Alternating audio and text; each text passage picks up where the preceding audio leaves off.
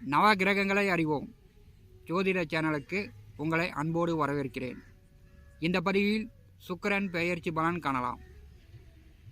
பராபவ வருடம் வைகாசி மாதம் 1ஆம் தேதி சுக்கிர பகவான் ரிஷபராசியிலிருந்து மிதுன ராசிக்கு பெயர்ச்சி ஆகிறார். இன்று முதல் ஆனி மாதம் 24ஆம் தேதி வரை குரு சுக்கிரன் சேர்க்கை பெற்று மிதுன ராசியிலும் கடகராசியிலும் சஞ்சாரம் செய்வார்கள். இது ஒரு அற்புதமான அமைப்பு. ஏன்னா அசுர குருவும் தேவகுருவும் ஒரு ராசியில் கூட்டணி சேருவது பொதுமக்களுக்கு ஒரு நல்ல வாய்ப்புகளை பெற்றுத்தரப்போகிறது. மிதுன ராசியில் சுக்கிரனும் குருவும் சேர்க்கை பெற்று சஞ்சாரம் செய்யும்போது 12 ராசி அன்பர்களுக்கும் எந்த மாதிரியான பலாபலன்கள் நடக்கும் என்பதை இந்த பதிவில் காணலாம். முதலில் நவகிரகங்களில் சுக்கிர பகவானை பற்றி அறிவோம். நவகிரகங்களில் சுக்கிர பகவான் அசுர குரு. ரிஷபம் துலாம் ராசிக்கு அதிபதியானவர். கன்னி ராசியில் நேசமும் மீனராசியில் உச்ச பலமும் பெறக்கூடியவர். சுக்கிர பகவான் செயற்கை தனம் மிகுந்தவர், அதாவது செயற்கையாளான். சுக்கிர பகவான் ஆண்களுக்கு கலத்தரக்காரன். சுக்கிரன் ஒரு மனிதனுக்கு ஒரு ஜாதகத்தில் நல்ல நிலையில் இருந்தால் அனைத்து வசதி வாய்ப்புகளும், அதாவது மாடி வீடு, வண்டி வாகனம், நல்ல ஆடை ஆபரணம், இப்படி அனைத்து வசதி வாய்ப்புகளும் அந்த ஜாதகன் பெறுவார். சுக்கிர பகவான் சுய ஜாதகத்தில் வக்கரம், நேசம், அஸ்தங்கம் பெற்றுவிட்டார் என்றால் அந்த ஜாதகனுக்கு இந்த வீடு, வண்டி வாகனம், வசதி வாய்ப்புகள், திருமணம் போன்ற சுபகாரியங்களில் தடங்கல்களை, சுகபோக இன்ப வாழ்க்கையை சுக்கிர பகவான் கெடுப்பார். சுக்கிர பகவான் சுய ஜாதகத்தில் நல்ல நிலையில் இருந்தார் என்றால் அந்த ஜாதகன் செயற்கைத்தனமாக தன்னை நன்றாக அழகுபடுத்தி கொள்வார். நல்ல ஆடை ஆபரணங்கள் அணிவார், தங்க நகை அணிவார், நல்ல வாசனை திரவங்கள் அடித்து கொண்டு நல்ல வாசனையோடு அந்த ஜாதகன் செயல்படுவார். பரணி, பூரம், பூராட நட்சத்திரத்திற்கு அதிபதியானவர் சுக்கிரன். சுக்கிர பகவான் சூரியன் அஸ்தமனத்துக்கு பிறகு வடமேற்கு திசையில் கீழ்வானத்தில் சுக்கிரன் தகதகன்னு இருப்பார். வானத்தில் தரிசனம் செய்யலாம். சுக்கிரனுக்கு மேலால் குரு பகவான் இருப்பார். சுக்கிரனையும் குருவையும், அதாவது இன்று முதல் ஆவணி மாதம் 24 வரை சுக்கிரனும் குருவும் அருகில் இருப்பார்கள். இரு கிரகங்களையும் ஒரு சேர தரிசனம் செய்யலாம். 12 ராசி அன்பர்களுக்கும் சுக்கிரன் பெயர்ச்சியின் மூலம் ஏற்படும் பலாபலன்கள் ஒவ்வொரு பதிவாக காணலாம். விருச்சிக ராசி அன்பர்களுக்கு சுக்கிரன் பெயர்ச்சி பலன் காணலாம். விருச்சிக ராசிக்கு 7ஆம் இடமான கலத்தரஸ்தானத்திற்கும் 12ஆம் இடமான விரயஸ்தானத்திற்கும் அதிபதியானவர் சுக்கிரன். இப்போ பார்த்தீங்கன்னா வைகாசி மாதம் 26ஆம் தேதி வரை 8வது வீட்டிலே அஷ்டமத்திலே குருவோடு இணைந்து சுக்கிர பகவான் சஞ்சாரம் செய்வார். விருச்சிக ராசிக்கு 6வது வீட்டிலே ராசி அதிபதி ஆட்சி பெற்று சஞ்சாரம் செய்கிறார். இப்போ 5வது வீட்டிலே சனி பகவான் வந்திருக்கிறார். விருச்சிக ராசி அன்பர்கள் பெரும்பாலும் பார்த்தீங்கன்னா உங்களுக்கு இந்த காலகட்டத்தில் எதிரிகள் இருக்க மாட்டாங்க, பகையாளி இருக்க மாட்டாங்க. வேலை செய்யக்கூடிய இடத்தில், தொழில் செய்யக்கூடிய இடத்தில் உங்களுக்கு ஆதரவாக இருப்பாங்க.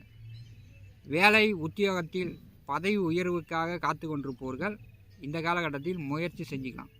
பதவி உயர்வு கிடைப்பதற்கு வாய்ப்புண்டு. விருச்சிக ராசிக்கு 7வது வீட்டிலே சூரிய பகவான் செல்கிறார். உஷ்ண கிரகம் 7வது வீட்டிலே செல்லும்போது சிலருக்கு பார்த்திங்கன்னா தலையில் மன அழுத்தம், தலைவலி, கண்வலி, பல்வலி இந்த மாதிரி ஏற்படும். உங்களுக்கு அடிக்கடி உணர்ச்சி வசப்பட்டு கோவப்படுவீங்க. இந்த கோபத்தை இந்த காலகட்டத்தில் விருச்சிக ராசி நண்பர்கள் கொஞ்சம் கண்ட்ரோல் பண்ணிக்கோங்க. விருச்சிக ராசிக்கு 7வது வீட்டிலே சூரிய பகவான் செல்லும்போது உங்களுடைய காரியங்கள் கொஞ்சம் அலைச்சலை ஏற்படுத்தும். பெரும்பாலும் தேவையில்லாத விஷயங்களுக்கு நீங்கள் செல்லாமல் இருப்பது நல்லது. விருச்சிக ராசிக்கு 8வது வீட்டிலே கலத்தராதிபதி சுக்கிர பகவான் செல்லும்போது பெரும்பாலும் கடந்த மாதத்தை விட இந்த மாதம் பெட்டர். ஏன்னா குரு பகவான் 8வது வீட்டில் அமர்ந்து 2வது வீட்டை பரிசுகிறார். பிரிந்தவர்கள், கணவன் மனைவிக்குள் பேசாமல் இருந்தவர்கள் இப்போ பார்த்திங்கன்னா ஒற்றுமையாக பேசுவீங்க. 8வது வீட்டில் சுக்கிர பகவான் செல்லும்போது பிரிந்த கணவன் மனைவி நல்லா ஒற்றுமையாக சந்தோஷமாக இப்போ வந்து குடும்பம் நடத்துவீர்கள். 8வது வீட்டிலே 7ஆம் அதிபதி செல்லும்போது உங்களுடைய வாழ்க்கை துணை இப்போ இந்த காலகட்டத்தில் தங்க நகை ஆபரணம் எடுப்பதற்கு வாய்ப்புகள் உண்டு. புதிதாக துணிமணி எடுப்பதற்கு வாய்ப்புகள் உண்டு. 8வது வீட்டில் 7ஆம் அதிபதி செல்லும்போது குடும்ப தேவைகள் பூர்த்தியாகும். குடும்பத்தில் வந்து புதிதாக நீங்கள் வந்து பொருட்கள் வாங்கி வைப்பீங்க. அது மின்சாதன பொருளாக இருக்கலாம், பண்டம் பாத்திரங்களாக இருக்கலாம், தங்க நகையாக இருக்கலாம், அல்லது புதிய வண்டி வாகனமாக இருக்கலாம். இதெல்லாம் வந்து நீங்கள் வாங்கி வைப்பீங்க. கணவன் மனைவிக்குள் நல்லா பிரியமாக சந்தோஷமாக இருக்கக்கூடிய காலகட்டமாக இருக்கும். விருச்சிக ராசிக்கு 12ஆம் அதிபதி 8வது வீட்டிலே செல்லும்போது இப்போ இந்த காலகட்டம் பார்த்திங்கன்னா எதிர்பாராத வழியில் வெளிநாடு மூலம் அயல்நாடு மூலம் பணம் சம்பாதித்து கொண்டு பொருள் எதிர்பாராத வழியில் திடீர் அதிர்ஷ்டமும் உண்டு. அதிக பண வரத்தும் இந்த காலகட்டத்தில் உண்டு. விருச்சிக ராசிக்கு 8வது வீட்டிலே சுக்கிர பகவான் செல்லும்போது புதிதாக வீடு கட்டினவர்கள் இப்போ வந்து கிரகப்பிரவேசம் செய்யலாம், புதிதாக வீடு கட்ட ஆரம்பிக்கலாம், புதிதாக 2 வீலரோ 4 வீலரோ வண்டி வாகனங்கள் வாங்கலாம். ஏன்னா 8வது வீட்டில் சுக்கிரன் செல்லும்போது அங்கே குரு அமர்ந்திருக்கிறார். பூரிய சொத்துக்களை நீங்கள் வந்து இப்போ இந்த காலகட்டத்தில் பராமரிக்கலாம். அதுக்கெல்லாம் உண்டான வாய்ப்புகள் இந்த காலகட்டம் உண்டு. விருச்சிக ராசி அன்பர்கள், நீங்கள் வந்து முதலாளியாக இருந்தீங்கன்னா அது விவசாயமாக இருந்தாலும் சரி, மற்ற எந்த தொழிலாக இருந்தாலும் சரி, நீங்கள் முதலாளியாக இருந்தீங்கன்னா இந்த காலகட்டத்தில் உங்கள் தொழிலுக்கு வேலையாட்கள் பற்றாக்குறை இல்லாமல் வேலையாட்கள் வருவாங்க. வேலையாட்களுடைய உதவி உங்களுக்கு தாராளமாக கிடைக்கும். விருச்சிக ராசிக்கு 7ஆம் அதிபதி 8வது வீட்டிலே செல்லும்போது தம்பதியர்கள் கணவன் மனைவி இருவரும் சேர்ந்து ஆன்மீக சுற்றுலாவோ இன்ப சுற்றுலாவோ வெளியில் போய்ட்டுறதுக்கான வாய்ப்புகள் இந்த காலகட்டம் உண்டு. விருச்சிக ராசி என்பர்கள் பயன்படுத்தி கொள்ளுங்கள். சுக்கிரனும் குருவும் 8வது வீட்டில் அமர்ந்திருக்கிறார்கள். வைகாசி மாதம் 12ஆம் தேதி 9வது வீட்டிற்கு குருபகவான் வருகிறார். திருமண வயதில் உள்ளவர்கள் இந்த காலகட்டத்தில் வரன் பார்த்தீங்கன்னா வரன் செட் ஆகும்.